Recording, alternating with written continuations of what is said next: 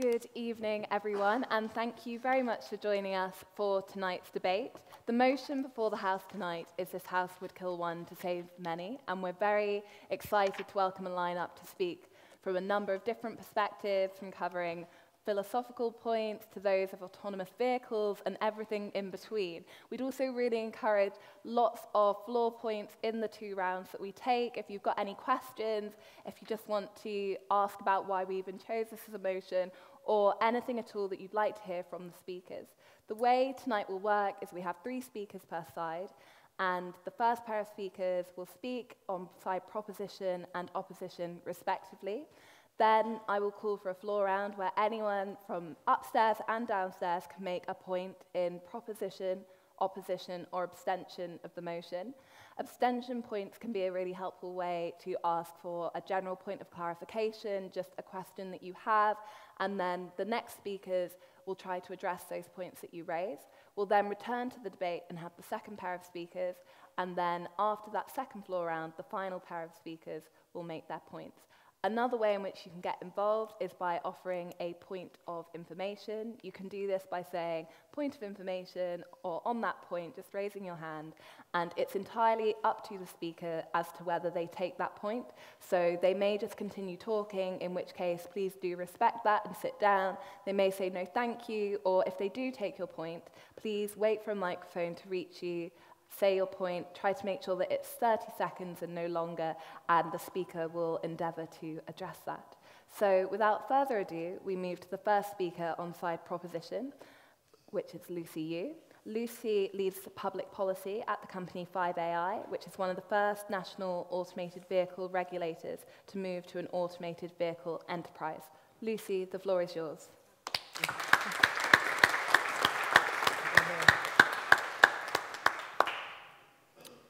Well, thank you very much. And in order to discuss this intriguing dilemma, which I'm going to address solely from the perspective of my industry, autonomous vehicles, it's important to understand where we are today. Travelling by road is probably the riskiest thing many of us do on a regular basis. Nearly 1.3 million people die in road crashes each year, on average 3,287 deaths a day. That's the equivalent of a 737 falling out of the sky every hour of every day. An additional 20 to 50 million are injured, many of them seriously, often with life-changing consequences. Annually, road traffic crashes are the 10th leading cause of death and the single largest cause of accidental death, accounting for nearly 2% of all deaths globally. Compared with other forms of transport, travelling by road is far deadlier than going by train, plane, or boat. And yet, for some reason, it's largely tolerated. Deaths on the road generate a fraction of the coverage that follows fatal rail or air accidents. Many of us simply accept this indiscriminate epidemic. In the words of Professor Murray Mackay, who studies road crashes, road casualties, like the poor, are always with us. In fact, according to the OECD, we can expect a whole lot more road casualties in the coming years, as its 2015 study found that collisions and casualties increase as economic development increases in a country, until such time that a critical threshold in development is reached. And yet, fatal collisions on the roads are largely preventable, for the overwhelming majority of these collisions are caused by human error. Autonomous vehicles can never attain a flawless safety record, but by removing the driver from the decision-making process, they will remove the source of most errors and significantly improve safety. Instead of a human brain holding responsibility for the dynamic driving task, we submit that role to a computer whose sensor inputs and software algorithms determine its behavior. And the application of mathematical solutions to ethical decision-making has become known as the moral algorithm, a multitude of incarnations of the trolley problem capturing the imagination of the media and public alike. When faced with an unavoidable collision scenario and a choice of different actions, the debate over whether to take a conscious action anticipated to kill one person rather than continue on the path of an action expected to kill many will rage. Firstly, we must make clear that we believe that the trolley problem is not something that we should expect self-driving cars to face with anything close to the frequency that human drivers might. Self-driving cars will not suffer from the human errors and human decision-making that might contribute to manifestations of the trolley problem in the real world. Driving too quickly in conditions of poor weather or visibility, failing to slow for corners and blind bends, and many more. So the overwhelming majority of already rare scenarios that manifest with human drivers will not be so for self-driving vehicles. But the odds of winning the lottery are slim, yet more or less every week, someone hits the jackpot. In millions and billions of miles of driving, unusual, perhaps even once-in-a-lifetime events can be expected to occur. So exceedingly rare or unlikely events can and do still present in the real world. In these situations, we cannot talk of a best outcome, only a least worst one. We also recognize the paradox that development of self-driving technology presents. By building technology that removes the human from the loop, we have a fantastic opportunity to improve overall human welfare through improved overall safety, but must now come up with answers to questions that an entirely human-based system has never had to face. Indeed, most every time we get in a vehicle, we neither check the ethical credentials nor moral framework of the driver. Certainly, we do not ask them how they would react when confronted with a trolley problem type situation. This isn't because we have a codified set of rules as human drivers. We have no way of knowing how that human might react. But in a high-speed collision with little time to think, we certainly would not judge them for the decision they made if we survive to reflect on it. Whichever decision the human driver makes, as fellow humans, we recognize the impossibility of the situation with which they were faced and the likelihood of incoherent or unconscious thought. Self-driving vehicles will not be subject to this same degree of latitude or forgiveness. Their ability to assess and compute and to generate probabilistic models for the outcomes of split-second decisions will be scrutinized widely and by many different interests, and the decisions taken by this new breed of software-based drivers will reverberate around the globe.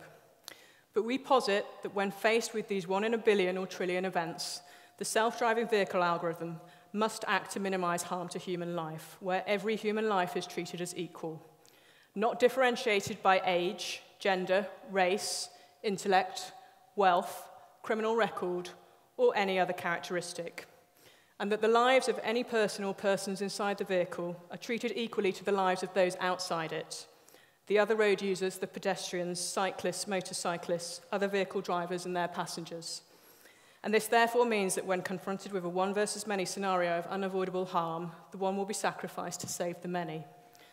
Earlier this year, the German Federal Ministry of Transport, through their Ethics Commission on Automated and Connected Driving, adopted a set of guiding principles, among which the protection of human life enjoys top priority in a balancing of legally protected interests.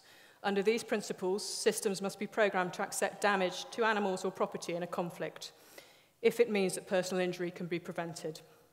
In genuine trolley problem scenarios, no distinction based on personal features should be permitted.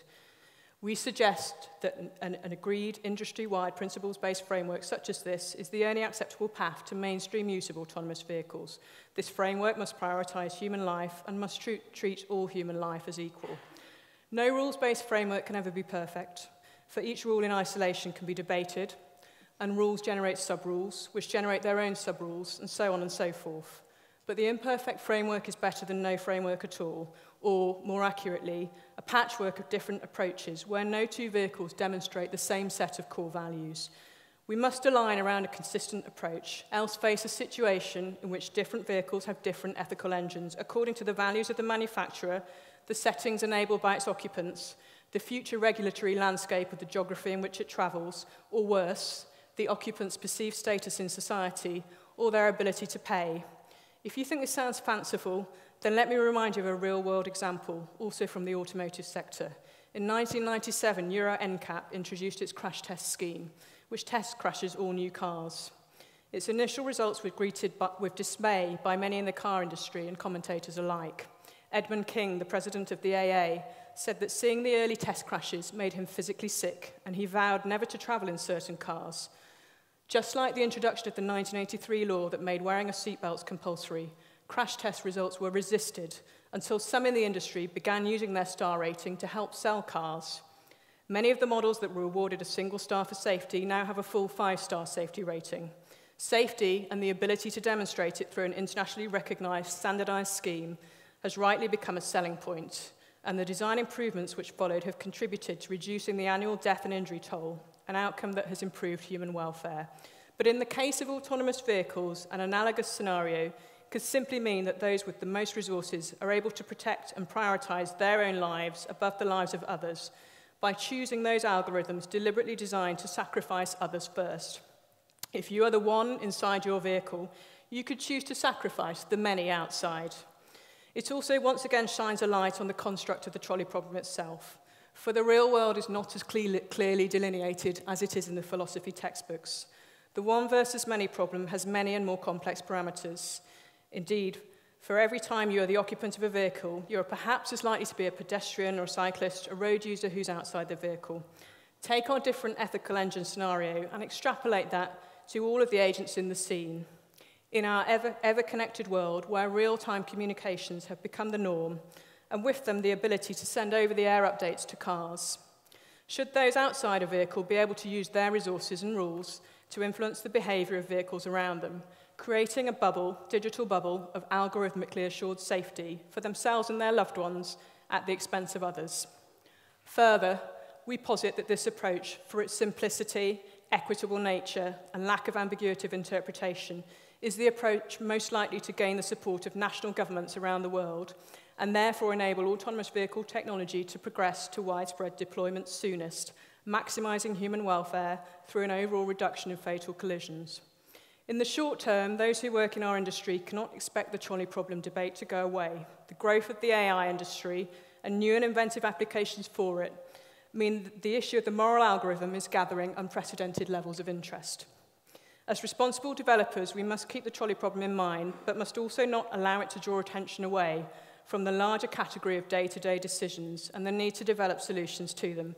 Among the other hurdles on the road to autonomous vehicle deployment, we need also to consider challenges and unanswered questions relating to liability, cybersecurity, and public trust, and in these areas to find a way that the AV industry and governments around the world can agree standards and a path ahead. In summary, the trolley problem, while valid and relevant in its nature, represents just one of a great many questions that we must consider collectively on the road to a driverless future. These questions cannot be answered by any single organisation alone, but must invoke the participation of companies such as ours, national and international governments, and, most importantly of all, the public at large.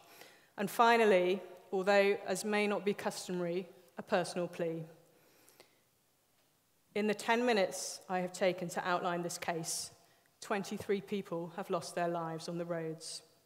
That's equivalent to the entire front 2 rows of this debating chamber. Thousands more have sustained life-changing injuries. The trolley problem will continue to be a topic of fascination for the media and public alike, but we must not allow these discussions to let us lose sight of the bigger picture. Thank you.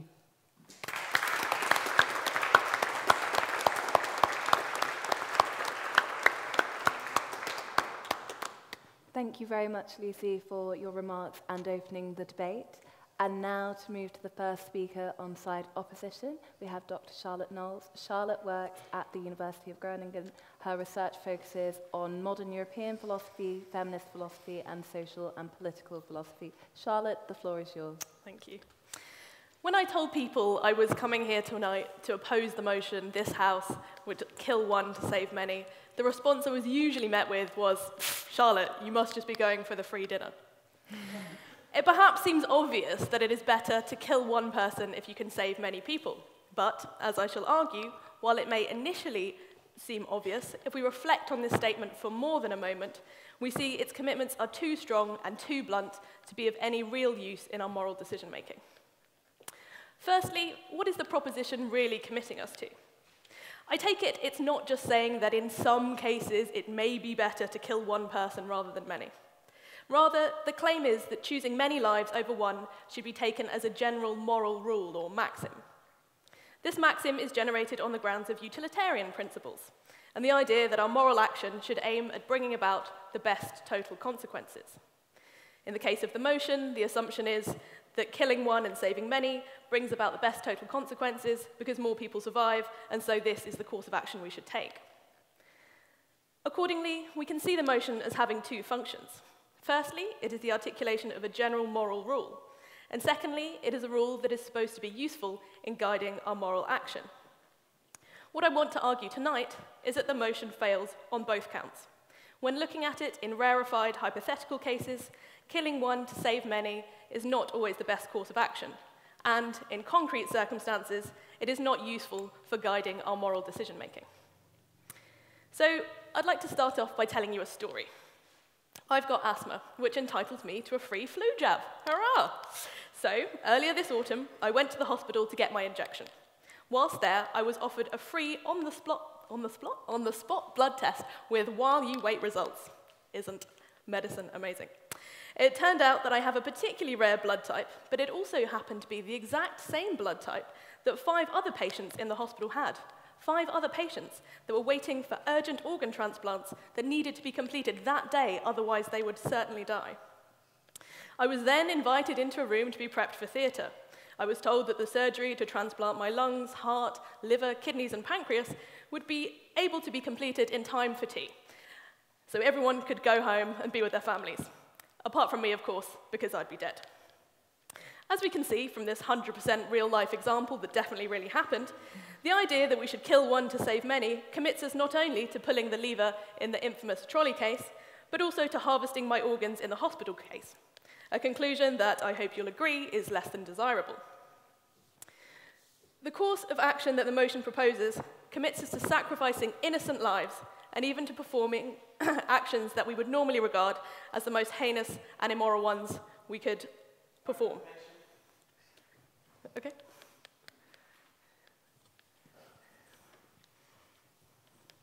I challenge the point that killing one to save many necessarily entails that, because you could argue on utilitarian grounds that that would be completely undermining human rights, which would then, in the future, lead to far many more being killed.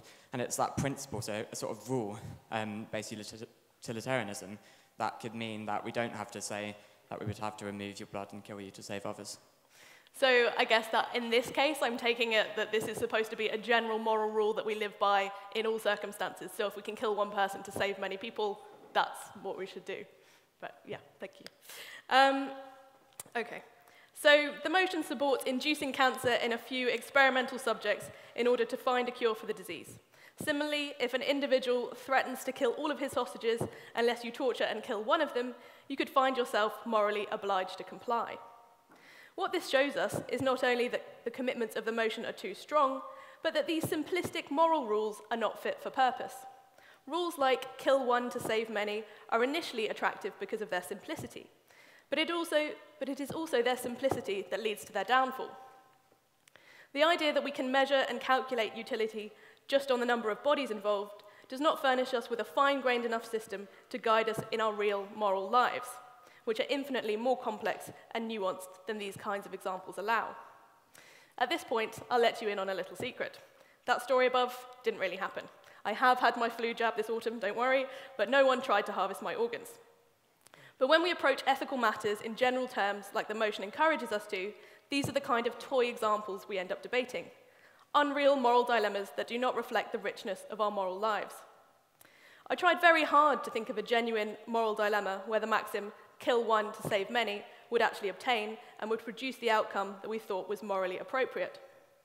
If your friend came up to you to tell you excitedly that they'd just bludgeoned to death the rich old widow at the end of the street in order to redistribute her assets to extremely effective charities that prevented poverty-related deaths, you'd be horrified. Similarly, Stannis Baratheon in Game of Thrones, sacrificing his daughter to clear the snow and save his men from starving to death, was an action met with horror and disgust by most of the internet. But if you affirm the proposition, you better have been sitting in front of the TV, cheering that the correct moral choice had been made as little Shireen burnt at the stake. If we test out the motion in everyday cases, or ones where we flesh out the examples, making the agents complex people and considering the broader consequences of our actions, we discover 2 things. Firstly, in most cases, killing one to save many is not what we actually think is the right thing to do. And secondly, killing one to save many almost always has very serious indirect consequences that make the action inadvisable, even from a utilitarian perspective. If the hospital had harvested my organs to save the 5 other terminally ill patients, no one would visit the hospital anymore for fear of being sacrificed for the greater good. And while that might reduce NHS waiting times in that particular institution, it would put a huge amount of pressure on the rest of the system, leading to more deaths as a result of overworked doctors and under-pressured trusts who could not meet the demand for care placed upon them. Or, to take the case to its logical conclusion, if the government rolled out a nationwide organ harvesting program, whereby whenever one person could be utilized to save the lives of many, they were summarily rounded up, cut up, and redistributed, most of us probably wouldn't be too happy. Rather than thinking we were living in some kind of moral utopia, we would probably try and flee the tyrannical state where there was the ever-present fear that our lungs, heart, and liver would soon be more useful to society outside of our bodies than inside them. Approaching morality in the systematic, almost algorithmic way the motion encourages us to means we end up doing morality in the worst kind of way.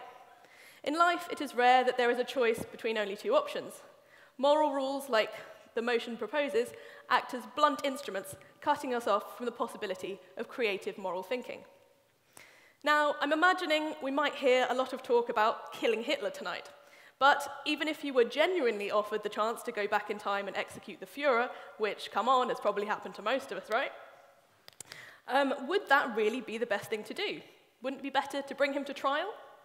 Even if you do conclude that you should become a time-traveling assassin, that still doesn't mean you need to assent to the motion. Your choice can be justified on other grounds, appeals to benevolence, perhaps, or a commitment to fight injustice. These differing moral orientations will serve you better than a blanket commitment to kill one to save many, a commitment that oversimplifies the moral domain and commits us to too much. The idea that we should kill one to save many doesn't allow for the nuance and complexity that is characteristic of our moral lives.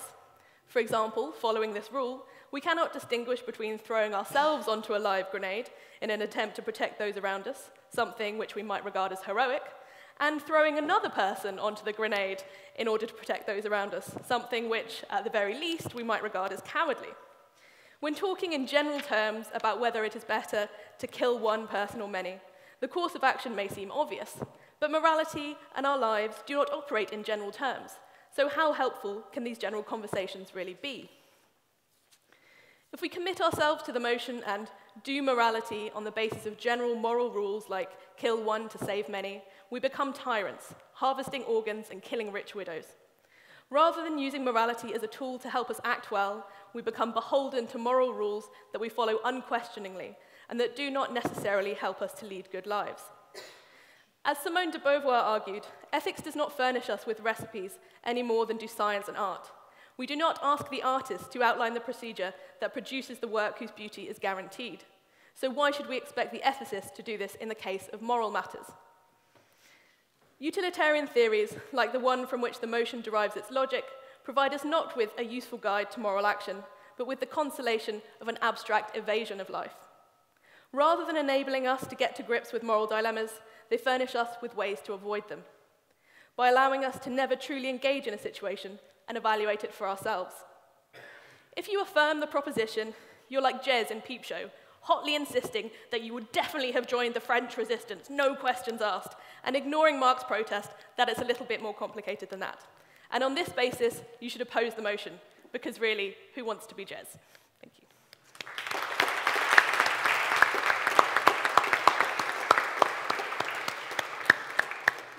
Thank you very much to Charlotte for opening for side opposition. I will now move to the floor round, so this is a chance for anyone in the room to make a point in proposition, opposition, or abstention of the motion.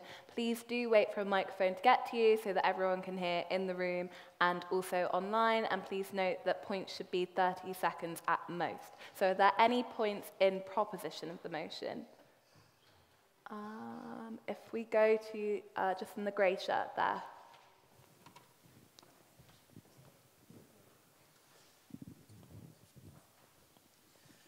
I found the fact that you were able to justify the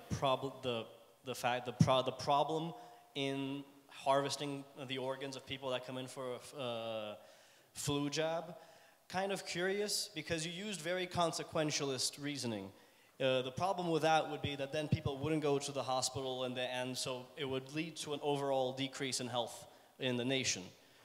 Couldn't that easily be incorporated into a utilitarian methodology. So yeah, sure, you wouldn't do that in the case of a hospital because it would lead to overall drop in utility in society.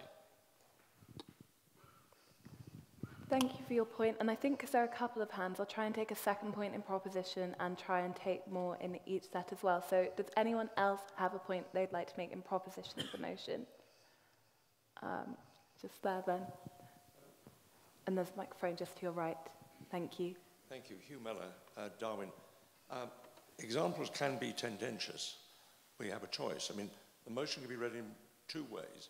One is it's always right to kill one person for many, and the other side, it's never right. As the second speaker said, we shouldn't read it either way. But the question is, where's the onus of proof? The onus of proof seems to be in examples which are not usually discussed, like these, real examples, not backtracking to Hitler, but faced with a would-be terrorist who, if not killed immediately, will blow up 100 people. A deranged gunman in a US school who, if not killed immediately, will kill a lot more. I think it is safer to go with a general rule that, although there may be other circumstances, it is not sensible to have a rule that says it is never right to kill one to save many. Thank you.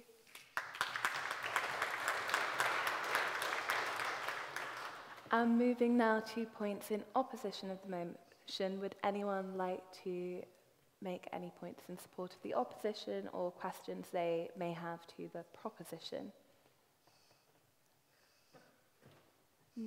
Yeah, one right here. This is very much a question to the proposition. I wonder how much sort of certainty of... There is the question of how many people do you need to save to justify taking someone else's life? But I think it's also valid to ask, with what degree, how sure do we have to be that we will save more people by doing so? Or, in the examples just mentioned, how sure do we have to be that people's lives are in danger if we do not act? Because it seems to me that it might be very justified to say that we should kill people if it is guaranteed to save 10 lives. But would we kill one person if there is a 20% chance of saving 10 people? I think that's would be an interesting question to hear answered. Thank you for your point. And are there any other points in opposition of the motion or questions to the proposition?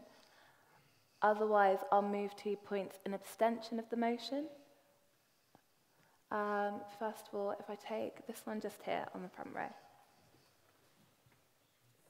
Thank you, Madam President. From Jesus.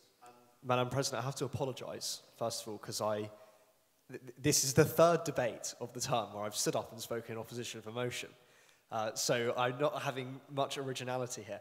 But can I say that all of the arguments that have been expressed so far seem to suggest that this motion is not really fit for purpose because it is a moral dilemma that can purely only be seen in abstraction.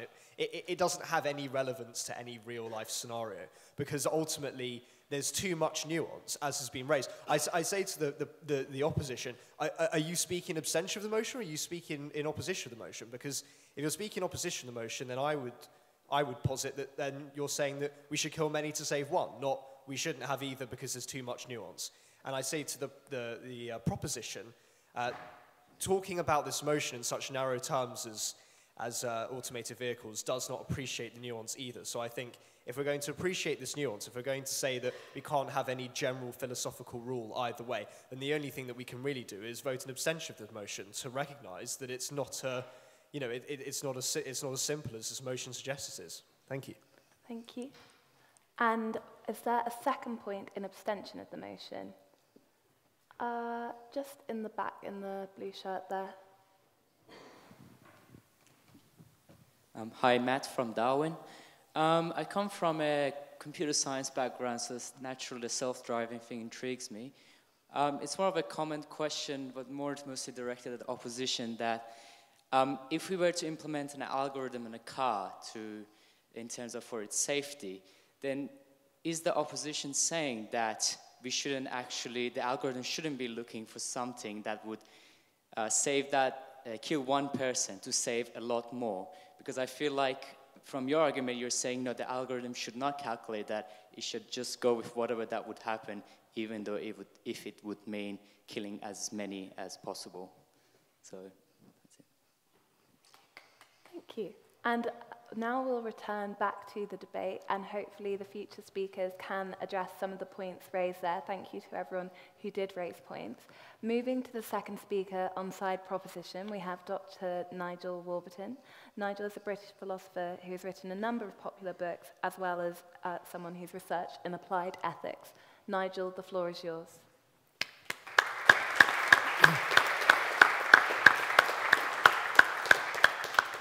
Thank you very much. I want to take issue with some of the things Charlotte said, because she's cleverly redefined the motion to suit her own purposes. It seems to me that all we need to do is to show that in some or many cases, killing one to save many is the right thing to do to win this day.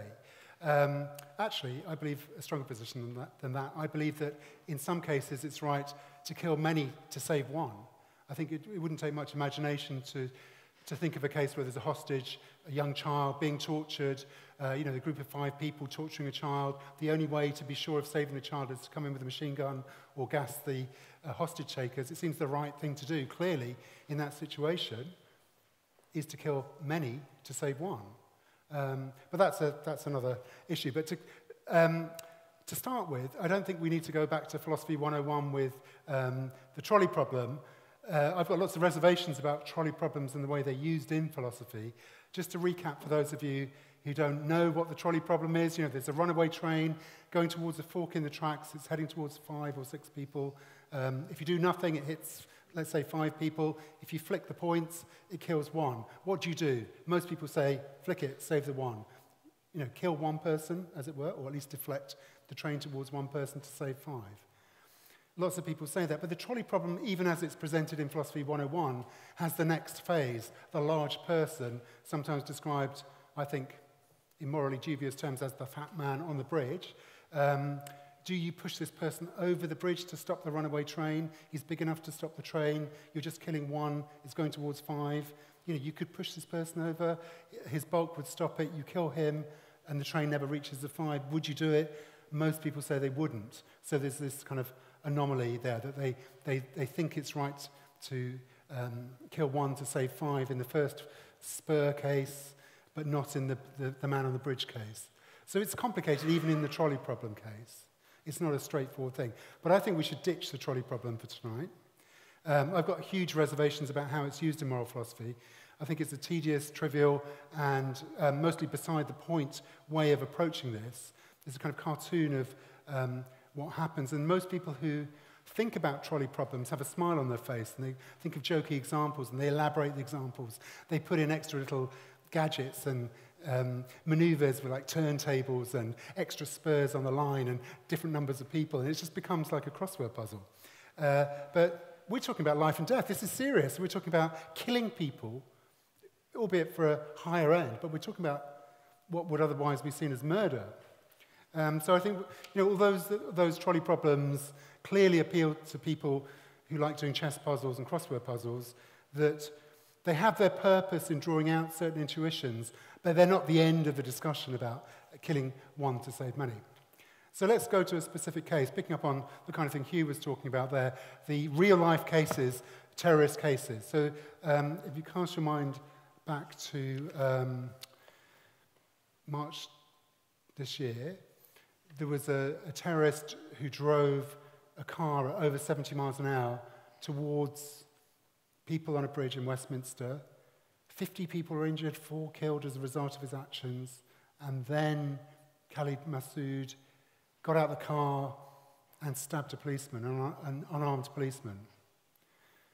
Out of nowhere, another armed policeman appeared and shot this terrorist dead. Shot him in the chest.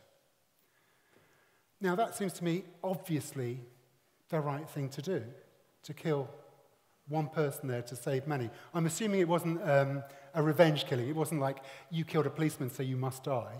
This was a considered immediate response to a very difficult situation. He didn't have full information. As somebody pointed out here, that we're dealing with probabilities, not certainties. That's one of the reasons why this isn't like a trolley problem. Real-life problems are about estimations of danger, estimations of risk. The number of people who might die if I don't do something is not clear.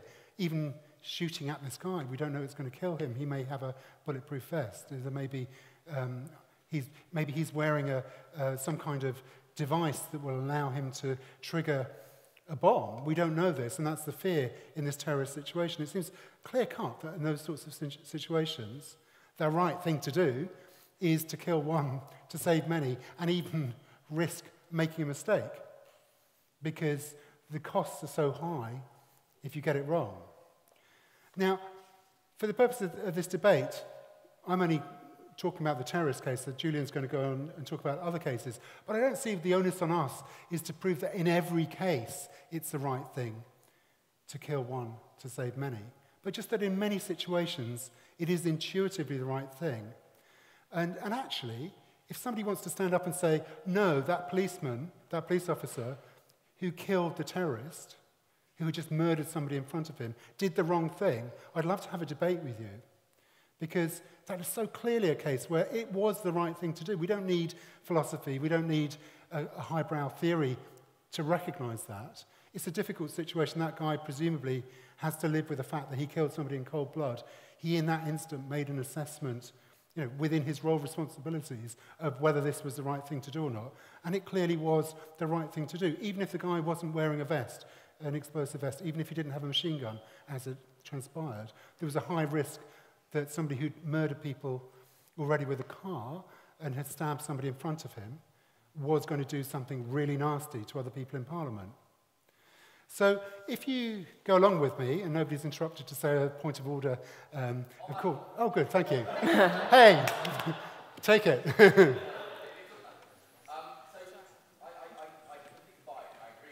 Thank you, that's it.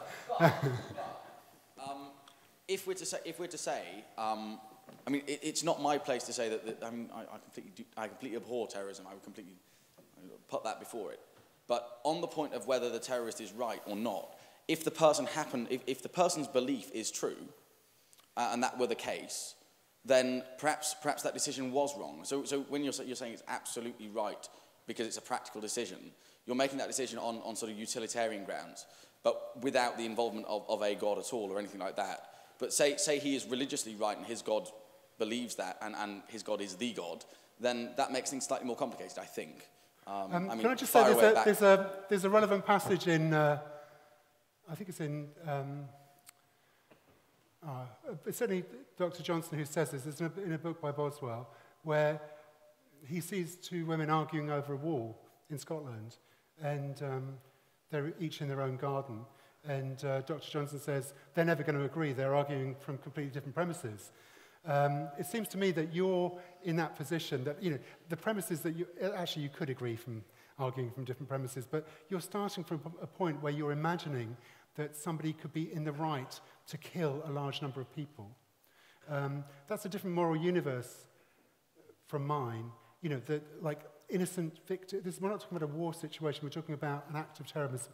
You're imagining a situation where an act of terrorism, killing innocent people, is obviously the right thing to do. And I think if you start countenancing that, we're moving out of the moral realm, for me.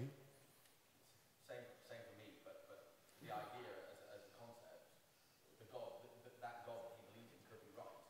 So saying that it's absolutely correct, that he was killed, is not necessarily... Well, if you want to say it could be right to abduct 10 babies and torture them horrendously to death, in the hypothetical situation that there could be a God who wants us to do that, yeah, you can have that debate. But I'm talking about the real world.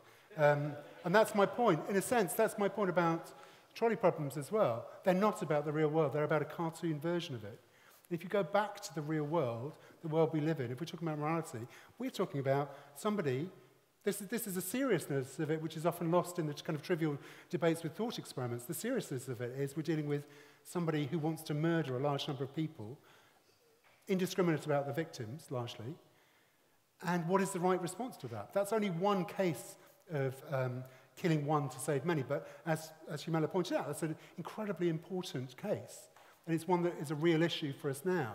And we shouldn't get dragged away into these hypotheticals, into these elaborate thought experiments too much.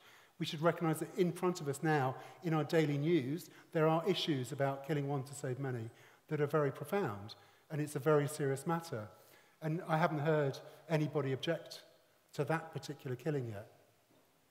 So I'll stop there. Thank you. Oh, sorry, if you want to chip in. Right. I mean, I kind of take issue to the fact that you're looking at clear extremes when there clearly is a right solution. But what about like less obvious cases, like if you had to choose between feeding a homeless man so he wouldn't starve for a day, or feeding, say, 10 homeless orphans in a country with a lower cost of living? Like, in such situations, you're just basically taking away the choice from the individual in order to decide whether or not they should be allowed to sacrifice themselves for the greater good. So I don't think I've said anything at all about that kind of case. That's less clearly a case of killing somebody. It's very active killing when you get a gun and shoot somebody. Now, you can, through inaction, do things which result in people's deaths, and you might think that's morally equivalent to killing them with a gun. But personally, I think there's something particularly active about pointing a gun at someone's chest and firing a bullet, which is different in kind in the likely consequences, the predictable consequences of that action, as opposed to not providing finance for somebody who might otherwise find food conceivably. So I think in a sense that's not quite on the topic, but as I'm addressing it, but it may be relevant to later speeches.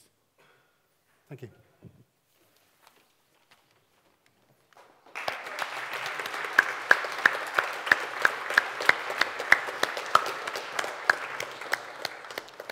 Thank you very much to Dr. Nigel Warburton for continuing the remarks for side proposition.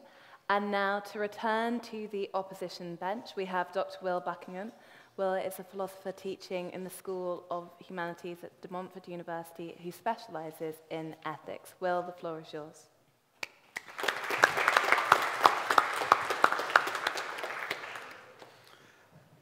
Hello there. I'm no longer in the School of Humanities at De Montfort. I'm freelancing these days. But it's very nice to hear Lucy's talking about algorithms, because I was thinking, actually, I don't know anything about trolley problems, really. I was wondering what I was doing here, to be honest, on the train down. But that sort of summation across multiple cases to build out algorithms, I can see that there is a value in trolley problems. But also, I have to say, I'm going to also concede my unease with trolley problems as applied to very specific cases that we might encounter in the real world. We've seen there is a real-world application of them, but maybe what many of us are thinking about here is not that kind of more specialist application, but those kind of ethical situations that we may encounter day to day. So I'm not the kind of philosopher who thinks about these things. I don't get up in the morning and wonder about pushing the fat man, I heard him referred to as the man of girth, which sounded a bit filthy, I thought, or whatever, off the bridge, or the spur, whatever. I don't think about these things. I'm not an expert either in killing, or you'll be glad to hear, or in not killing. I don't have any particular expertise in either of those. And so, from one point of view, the motion we're discussing, really makes me want to shrug and go, well, I don't know. I think, in fact, I might be on the side of abstention tending towards opposition, if you like, or opposition tending towards abstention. So you're not going to get a strong case here.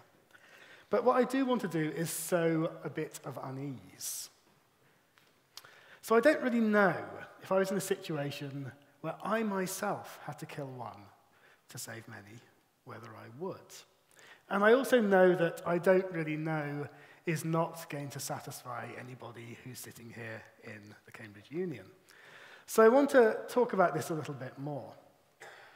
Because I think the flicking of switches, the pushing of people off bridges, is rather too coolly philosophical for my tastes. I want to think about something that's a bit more immediate, bit more difficult, a bit more up close and personal. So our debates and these things often seem a little bit abstract and distanced, as Nigel was saying as well. And not intimate enough. So I want to make things messier. Messier than flipping a switch or pushing somebody off a bridge.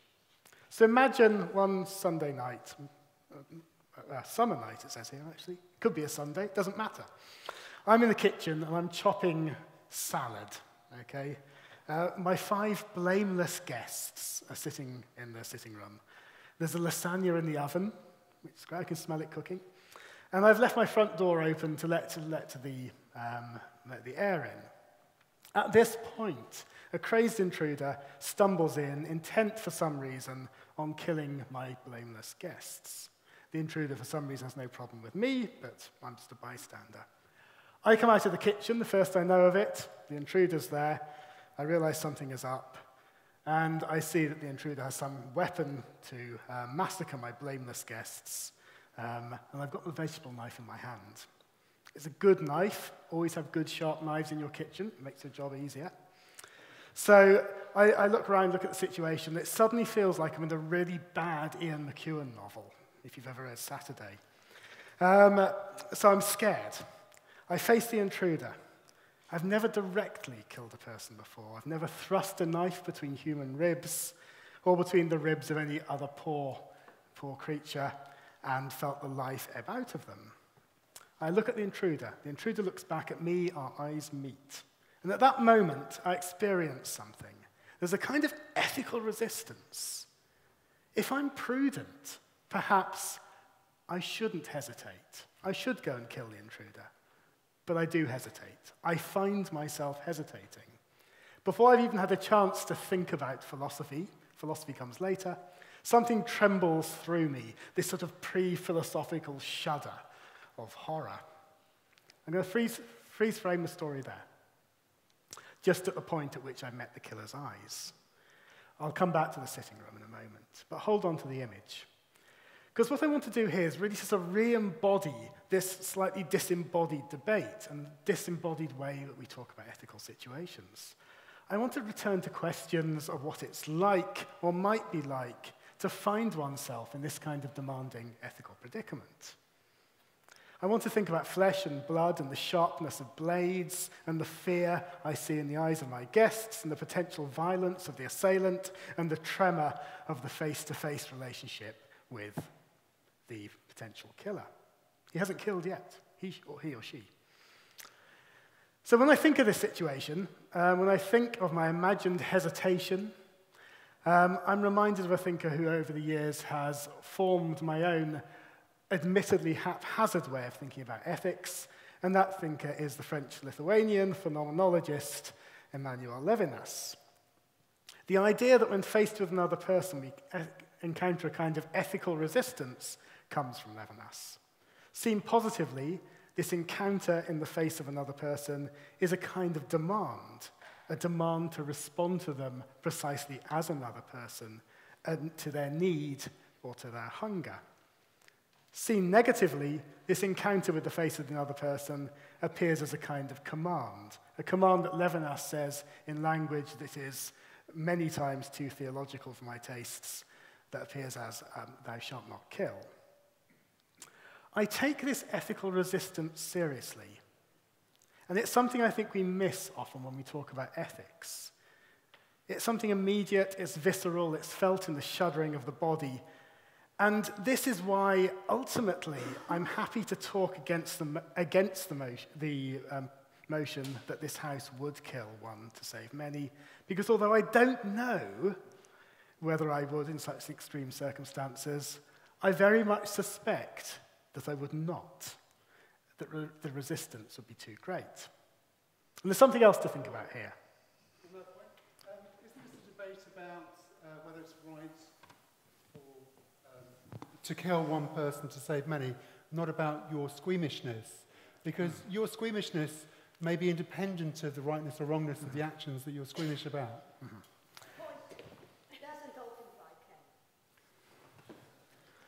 I'll let Will continue, but taking those points into consideration. I think rewriting this as squeamishness is already making certain kind of commitments to a sort of particular view of ethics, which I'm not comfortable with. It is a kind of squeamishness, but is it more than squeamishness? I'll come back to this because I'm going to push on with the killing. In the next floor round, yes. Okay. Okay. So, if I meet with this command, thou shalt not kill, if we can use that terrible language, in the face of the assailant, when I glance at the guests, I meet with a demand, save us. Okay? After all, by chance, I'm the one with the knife. Okay? I'm the one who the fates have determined can do something about this. I'm in this position. I'm caught between these competing obligations. To save the guests and perhaps kill the assailant, I'm not ruling this out. But also to not kill the assailant, because there is a resistance which I think does go beyond squeamishness. Okay, I have to do something.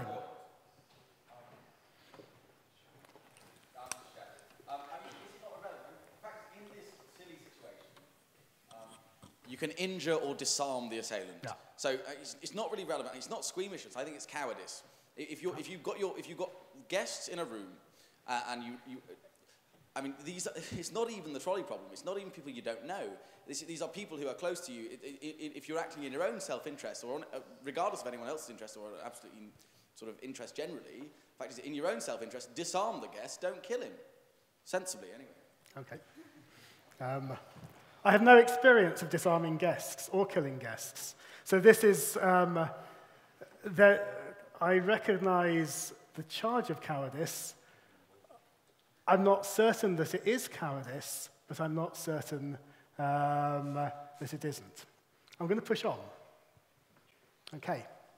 So, what I would want to do, in fact, in a situation like this, would perhaps be this.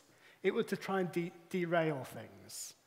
My inclination would be to be sneaky, as I'm being sneaky perhaps in this debate.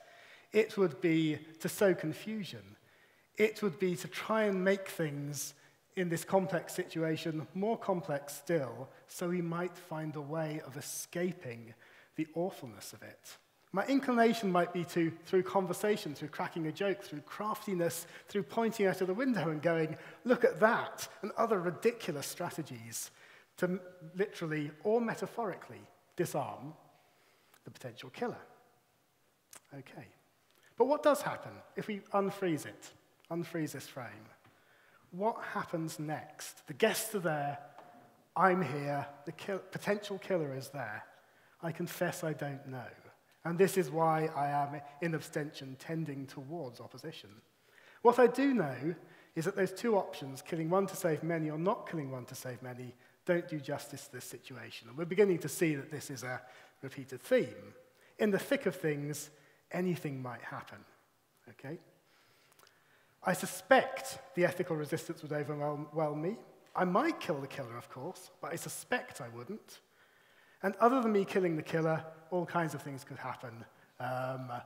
It could end up with me dead, the guest dead, the killer dead by another means, all of us dead like a Victorian kind of, some ridiculous Elizabethan tragedy, getting ahead of myself. Or we could all end up weirdly sitting down and eating a nice lasagna and salad together, but that seems very unlikely. The dinner party is probably ruined. I'm fudging the issue. I admit I'm fudging the issue in the most philosophically unrespectable way. All I can say is if it was this up close and personal, I probably wouldn't kill one to save many. I'd try and find a hack or workaround, because often fudges are the best way forward. And if I was lucky, if things might work out, I might get away with it. But if at the end of it, somebody ended up dead, even were the philosophers to judge I had acted rightly and well, I would still have to answer for what I had done. I wouldn't escape that shudder, that tremor in the flesh, that shaking, if you like, I encountered in the faces of the others gathered there in the room, where one night the possibility of violence erupted so unexpectedly on the quietness of the evening. Thank you.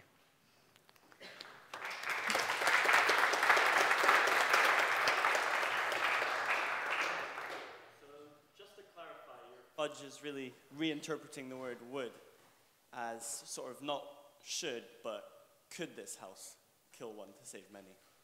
So on the moral issue of the should, where would you come down? What's interesting is when we debate this, generally it's either we're talking about sort of systems, such as, you know, a healthcare system, a car algorithm, etc., or other people, particularly who are in a sort of trained position where they're, you know, trained to deal with terrorists who are on the bridge, etc., where the kind of system takes up some of the strain. I'm trying to think about this whilst also removing that, to get back to the reality of killing that I think that these debates often miss out on. And I think that's worth doing. Don't know where it leaves us. Genuinely don't know. Thank you.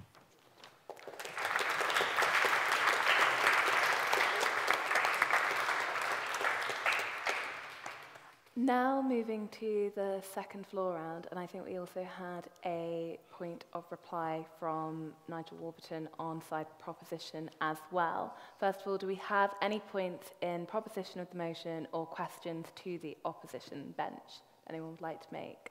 Are there any points upstairs at all? Then I'll just go to, I'll take the one on the left here and then the one on the right hand here. So if you want to go first. Sydney, Sussex. The last speaker painted a nice picture, but what I think I'd like to know from this debate is, for people who are trained to deal with these circumstances, or for people who are writing algorithms to deal with these circumstances, what do we do? And the answer is, you kill one to save many. Thank you. And to the second point over on the right-hand side. Testing. I'm Jeremy from Trinity. So I think we need to insist on a couple of distinctions. One is between should and would. The motion says, would this house? It doesn't say should this house. So would sort of just implies those consequences are better or something like that. It doesn't give you or the speaker who just spoke the responsibility or the obligation to do the killing. If it turns out in that situation that he didn't have the moral courage or was too cowardly to kill the assailant, then that's not really something we would blame him for. But if he did, that would have produced better results, better consequences. And I think the second thing is that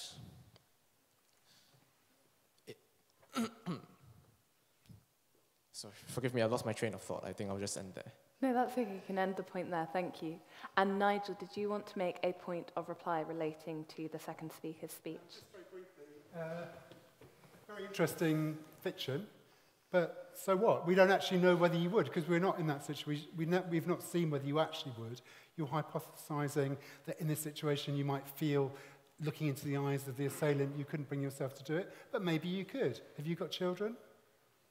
No. Well, if you have children, maybe, you know, as a father, I would say there are points where I would certainly kill somebody. It changes your outlook on life, and with people very close to you, there are different, maybe your friends at a dinner party aren't close enough to you. Will, would you like to make a reply at all? You're very welcome to do so. I don't know where it came from, somewhere in the heavens, but the point about moral courage and cowardliness. Mm-hmm. What's very interesting is the assumption that we get all our sort of philosophical arguments in a row, and then the assumption that any resistance is a lack of courage or a cowardliness. I do not think that you can maintain that position. I do not think you can jump to the assumption that it is a kind of lack of courage or cowardliness. In terms of my guests, I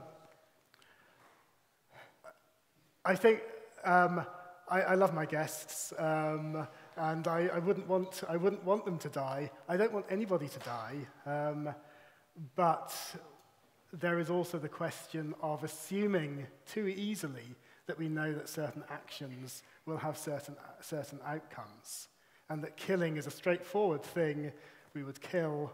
But actually, and then that would all work very nicely and successfully. Actually, the decision to kill in that situation, I have no idea what direction that could go in either. But I have no idea that that is going to be the best possible thing in that setting. If I did kill somebody, having killed them, then I would, after the event, I would have to account for that. And there are cases where I think one can account for that better, and cases where you shoot an intruder in your house in the back, as happened, Norfolk Farmer did several years ago, where you can account for it less well. So you account for it after the fact, but I think the philosophy always comes too late. That's part of the problem. And returning to points in opposition now, if we go to, there are a lot on this slide. If I take in the stripy top, and then also the second stripy top over here, if we go for this one first. Hi, Rachel Manda, Newnham. I'd like to use Will's point in his favour kind of thing, in actually terms of like the squeamishness that someone might feel in killing someone draws out the power that life has. And actually we can use that when we're discussing this issue in terms of actually maybe this brings out a broader failure of empathy when we look at this on a broad scale of actually each of us should be concerned with the fact that we are responsible for other people's deaths in a much broader context of actually we live in the Western world and a lot of the people that produce our clothes and food are living in conditions of slavery, that we are behind some of those structural influences that propagate that. And perhaps actually if we look at this on a case-by-case basis of like, oh, what would I feel in the act of killing someone, and what is the strength that I attribute to the value of life? That should have broader implications for other areas of my life that I don't think about, but perhaps because of a failure of empathy. Thank you. And moving to the second point over here. Operators from Trinity. I agree with the proposition in the examples they gave quite heavily, actually. But I feel that they're dealing with cases where someone is intentionally causing harm, and by killing, therefore you are saving. But that seems to slightly shift the motion to this house would rather kill one who is harming in order to save many. And I was just wondering how you would deal with the case of someone who is innocent, and how, whether it would still be worthwhile to kill the one to save many. Thank you. And then finally, moving to points in abstention of the motion. I think we've got one at the back there. Richard Barkins, Trinity College. Madam President, ladies and gentlemen, the fundamental problem with this motion is that it's too general. You can't simply say you always would kill one to save many, or that you never would. Our first speaker for the opposition has given a very good explanation of why you can't say that we always would. The example of the terrorist is, to some extent, an example of why you might want to. You have, of course, to be rather careful about killing terrorists. I remind you of the example of the dangerous terrorist who was shot to death on the underground a few years ago and turned out to be a perfectly innocent Brazilian. However, I'm going to give you a real example. Let us suppose that in a few minutes' time, a terrorist rushes in through those doors with a machine gun and starts firing on members of this union. And let us suppose that I have a gun, which I don't, but if I had one, I have been trained on how to use it. Now, in that circumstance, I don't think I would hesitate for a moment before shooting dead the terrorist, because I've seen that he's already killing people. And I think the opposition to Carrie have to say why I shouldn't do that, and the proposition to Carrie have to say why it was right to kill Jean Carlos de Menezes. Thank you very much. Do we have any final points in abstention? And then if not, we'll move back to the final pair of speakers. Yes, just in the back there.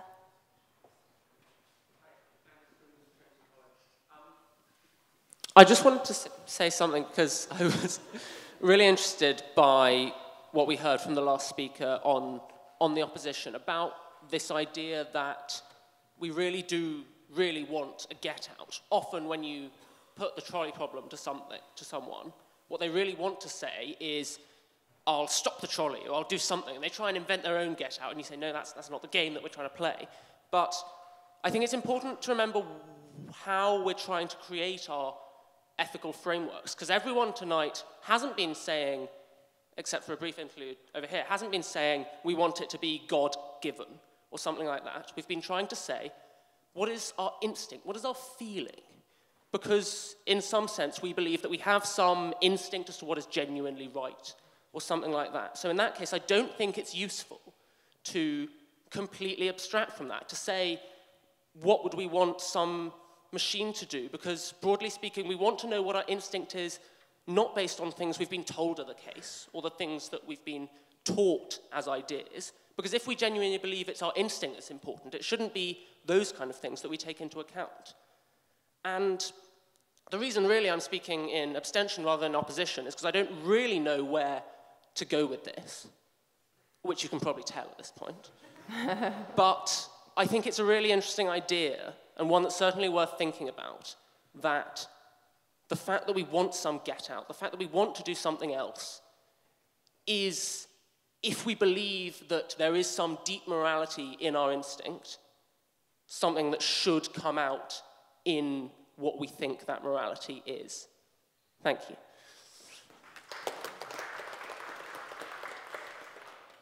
Thank you for that point, and thank you for all the interesting points raised there. Hopefully the final two speakers can try to address some of those as well, and remember you can make interventions. Moving to our final speaker on side proposition, we have Professor Julian Savulescu. Julian is an Australian philosopher and bioethicist and Professor of Practical Ethics at the University of Oxford. Julian, the floor is yours.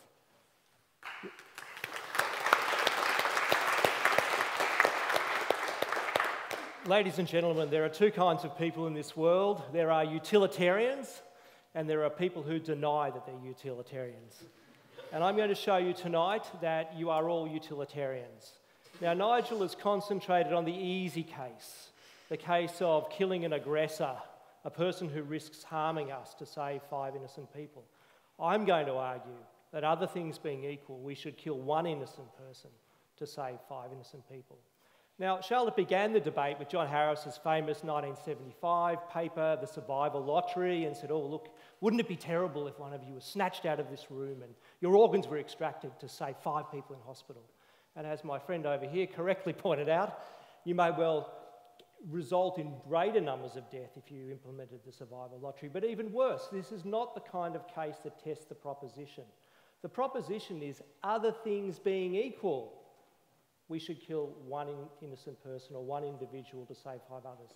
In the survival lottery case, you're all thinking, oh, my organs are going to be taken to save 5 old people with 1 year to live who have got terrible qualities of life and who are responsible for their illnesses by smoking or drinking. Of course, we shouldn't kill 1 innocent person for that. But I'm going to finish this debate by giving you a correct example where you will all support killing 1 to save 5. But what was striking about the opposition's arguments were their calls for realism, practical examples, and they came up with a survival lottery and some fantastic example about a dinner party in Levinas and resentment or resistance in the face of the opposition.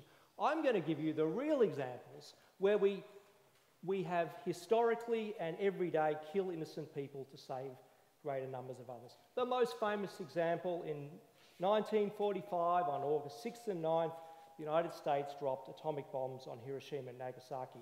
129,000 people, mainly innocent people, were killed. In his address to the United States people, President Truman said he used the atomic bomb against those who have attacked us, the neutral power at the time, at Pearl Harbor, against those who used chemical and biological weapons during the war, against those who have repeatedly violated the international law of war and brutally tortured and executed American prisoners of war. We have used it to shorten the agony of war in order to save the lives of millions of young Americans. In fact, Churchill echoed this when he said dropping the bomb saved 1 million American lives. 129,000 to save 1 million.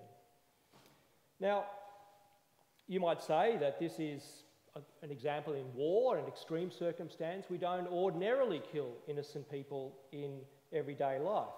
But of course we do.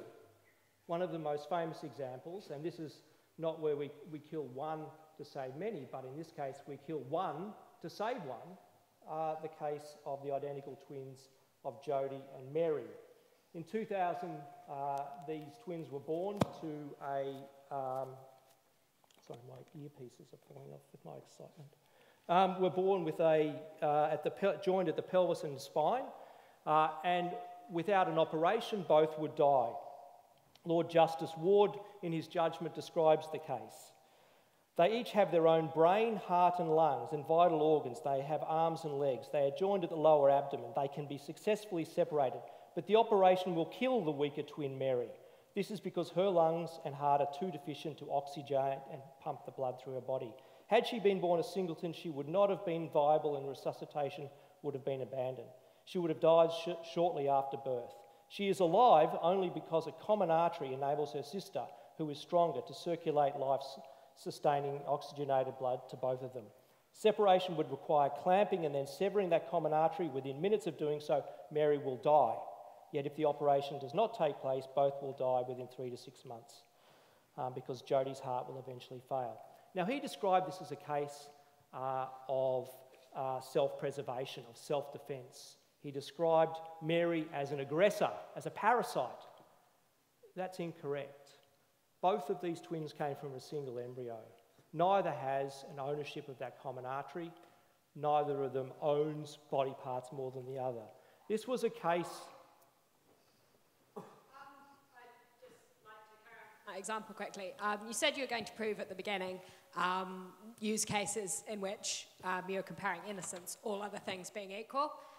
But is that not a case where all other things were definitely not equal? The two twins are very different, and that's sort of the crux of the case. One of them can survive on her own and one can't. So there is a fundamental difference between them. They're not of the same kind of fundamental standard. Very good point. You're exactly right. Let me give you another case then. You are correct that in this... You are indeed correct that this is a case where all other things are not equal. Let me give you the following case. Imagine that I've got a terminal condition. So I am going to die, and there are 5 other people out there who are going to die. Now, by the time I die, my organs will have deteriorated to such an extent that they won't be useful for transplantation to these 5 other people. So I sign an advance directive and say, when I become unconscious, since my prognosis is certain, I authorise you to wheel me to theatre and extract my organs to save these other 5 people that are also dying. I've called this organ donation euthanasia. If such a person, and this has actually happened in Belgium, if such a person wanted to give their organs to save the 5, and they weren't brain dead at the time, this would be a case of killing one to save the 5, other things being equal. It's a case of consensual killing, but this proposition doesn't exclude consensual killing. Okay, but I can see many of you aren't persuaded by this. Let me give you an example of the survival lottery where I think you'll all share my intuition that we ought to kill the one to save the many. Now, this is a hypothetical example, but I'll finish with a real-life version. Imagine that we go to Mars, and when the spacecraft comes back, it brings back a virus. This virus has never been known to humankind. It's spreading, it started in China, it's spread all through China into India, it's crossing the Arabian Peninsula. It's clear that everyone is going to be infected with this virus. We have no immune resistance to it, no treatment. What happens when you get this virus? It's called the epidemic. What happens when you get this virus is you become unconscious. And over a period of 3 weeks, one of 2 things happens. You mount an immune response and you survive, or you don't mount an immune response and you die. You know that you will fall unconscious at some point in the future. Now, 1 in 6 people will form the immune response and die and survive, 5 will die. But scientists make a breakthrough. They can't cure the disease. What they can do is extract the blood from the individual who's created the immune response. and distribute that blood to save the other 5. It will kill the individual who is mounting the antibody response. This is called extraction, but it will save the 5. So the government comes to you, the people of the society, and says, what do you vote for? Do nothing, and your chance of dying will be 5 in 6, or vote for extraction, and your chance of surviving will be 5 in 6. The rational thing to do in this situation is to vote for extraction. It doesn't matter how you die while you're unconscious, whether it's through extraction or through the virus. The rational thing and the right thing to do, not whether you would do it, I don't care whether you would do it or not, the right thing in this situation is to vote for extraction. Now you say, oh, this is a fantastic example, Savulescu and his thought experiments. Here's the real life correlate, and Charlotte raised this. Would you ever give cancer to one person to try to save others? Yeah, we do that all the time. We don't give them cancer, but we actually kill them for the sake of others. One of the bedrocks of modern medical research is the randomised placebo-controlled trial of medical treatment. In one of the most famous gold standard experiments done in Oxford called the ISIS-2 trial by my colleagues Richard Dole, who discovered the link between smoking and cancer, and Richard Peto.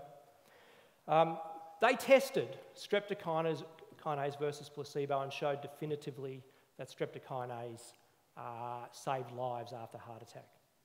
But when they started this trial, many other trials had been conducted. At the point at which they started the trial, it was already known that streptokinase reduced mortality by 18% with a p-value of 0.0002, which is 2 in 10,000 chance of you being wrong. But they started this trial and they recruited 10,000 people, and during that trial, 238 more people died on the placebo arm than in the streptokinase arm.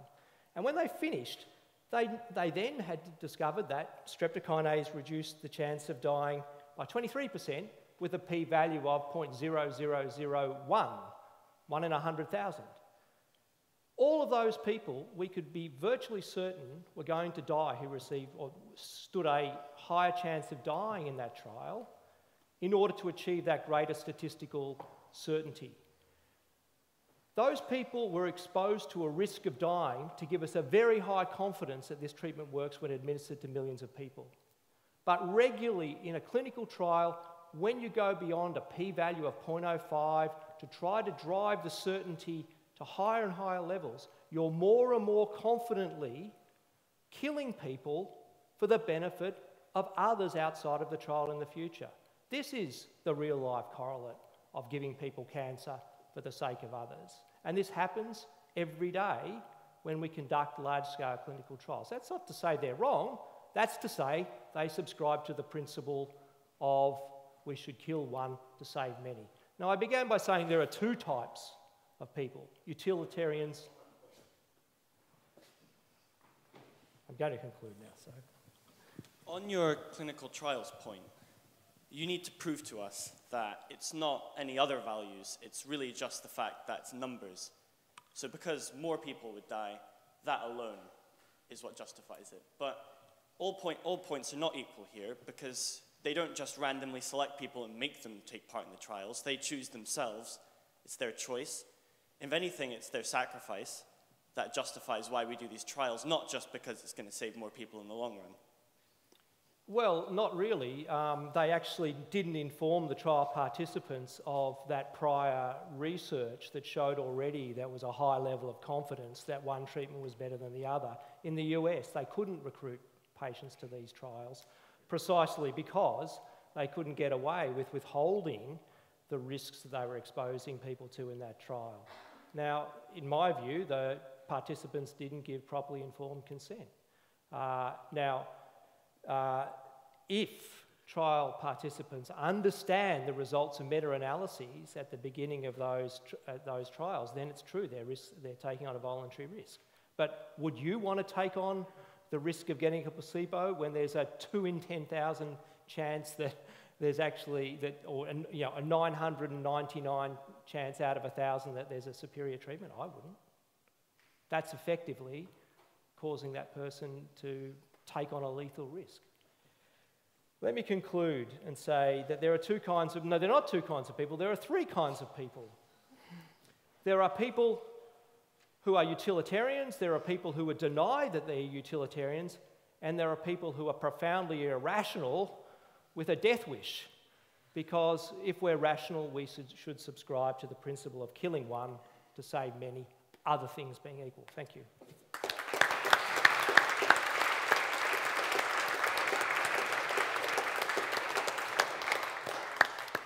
Thank you very much, Julian, for closing for side proposition. And now to speak on side opposition and close the debate as a whole, we have Professor Alessandra Tonosini. Alessandra is a professor of philosophy at Cardiff University. Alessandra, the floor is yours.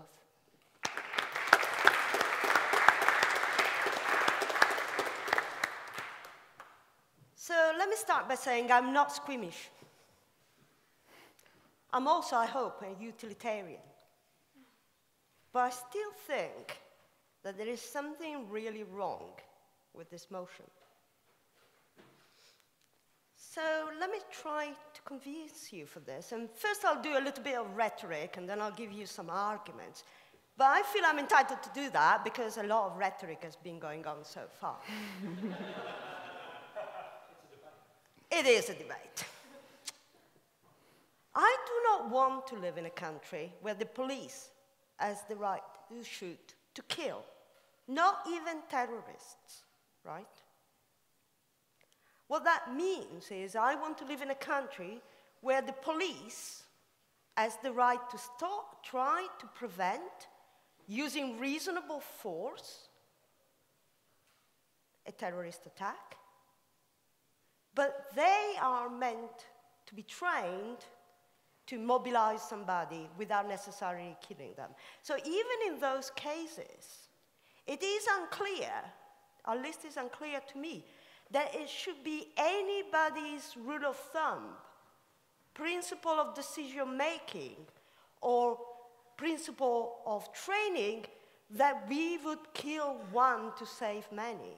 We would do anything in our power to stop the terrorists killing many, but that doesn't mean that our default position is to kill the terrorists. I also do not want to live in a country that is prepared to send a nuclear bomb killing 100,000 civilians, right? I think that is, at the very least, not obviously the right thing to do. Okay? So even in those cases, it isn't clear, right? It certainly isn't clear that the right thing to do is just to kill, right? It isn't. But I am a utilitarian, or at least I like to think I am. I hope I'm a rational one.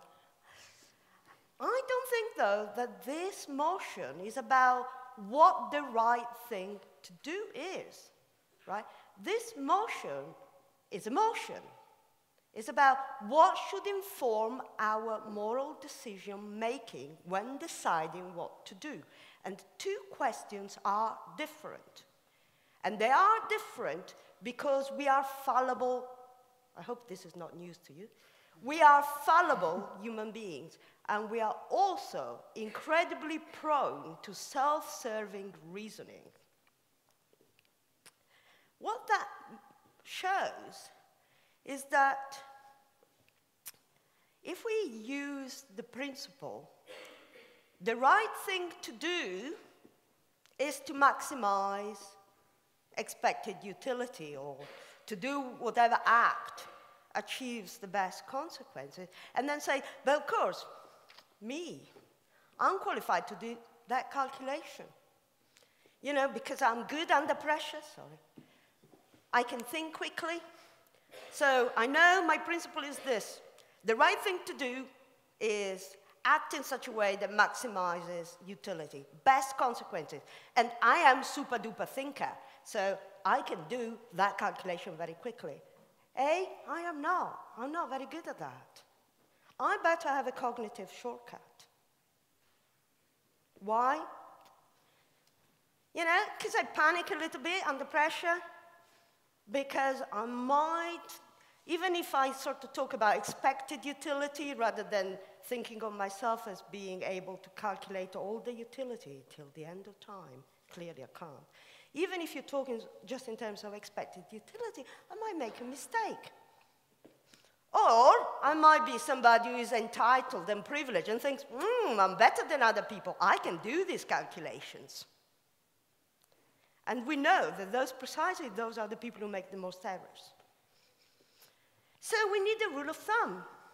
No matter what the right thing to do is, we need to figure out, at the best that we can, how to act. And knowing how to act might involve using a fallible rule, a rule that sometimes gives you the wrong outcome, but such that if you and I, all fallible human beings, use it all the time, the overall outcome will be better. Yes, there will be a few mistakes now and then because we apply the rule correctly, but the rule gives the wrong result. But those will be many fewer mistakes if we all try to do the calculation all the time, because we will make many more mistakes and the outcome overall would be much worse. And so I submit to you that as a rule of thumb, you should have the idea that you would not kill the one to save the many. How am I doing for time? Great. But now I can hear you say, surely, not in cases of real tragedies. And so I'll give you an example. This is a fictional one, but it's from a favorite philosopher, Elizabeth Anscombe. So she has this wonderful example. I don't know what it is about philosophy and fat men. But anyway, it's another fat man example. So, so you have this large gentleman who is stuck in a pothole. Underneath him, there are the clamoring masses. And underneath the clamoring masses, there is rising water. And they will all drown because the only exit is the pothole, which is blocked by this rather large gentleman. There is one way of, and say, I don't know, for whatever reason, there's been a convention of people, and thousands of people are underground, and they're all going to die. Or if you've gone to Seattle, it's one of their attractions, the underground stuff, where there are like loos, they're like up there. Anyway, so all of these people are stuck there. And you say, well, yeah, but this is clearly a broken leg. You might not be familiar with the broken leg terminology. So the idea is that we use heuristics, which are cognitive shortcuts, and the idea is, you're much better off using the heuristic rather than your expert judgment, with some exceptions, and the exceptions are the broken leg. So, if you are a doctor, you're better off going with the computer heuristic diagnosis rather than your expertise. But if, you can actually see the bone sticking out, well, then it's broken leg, no matter what the computer says. So you think, this is clearly a broken leg case, right? Look, okay, normally, the rule of thumb is, do not kill one to save many. But here, clearly, right? Here, clearly, you have to break the rule of thumb. Clearly here, you have. And then, I'm going back to something that one of my colleagues said. Then there is a question of this, right? There is a question of your psychological ability to be able to be the kind of person that in those circumstances does it. And I don't think it's just a matter of squeamishness, right? The consideration here is, what are the chances? What are the chances that this will happen to you in your life? But what does it do to you if you turn yourself into the kind of person who would do that in those circumstances, you have to live with the kind of person you are, which be the person who is prepared to chop off the fat men, right?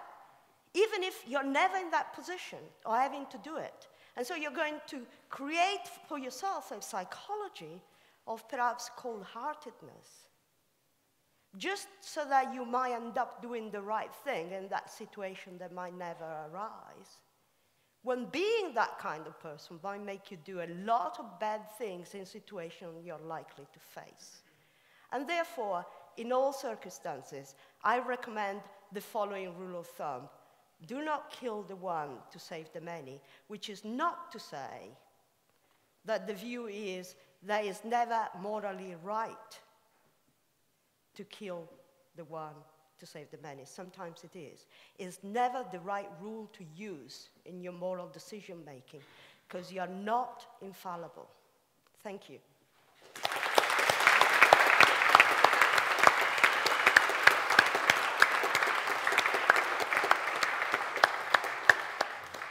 Thank you very much to Professor Alessandro for closing the debate, and to all of our speakers tonight. Thank you also if you did make a point or intervention. As ever at the Union, we will vote by our feet. The motion before the House tonight is this House would kill one to save many. If you'd like to vote in proposition of the motion, please exit out of the right-hand door marked ayes, in opposition through the left-hand door marked noes, and in abstention through the centre. Thank you very much, everyone.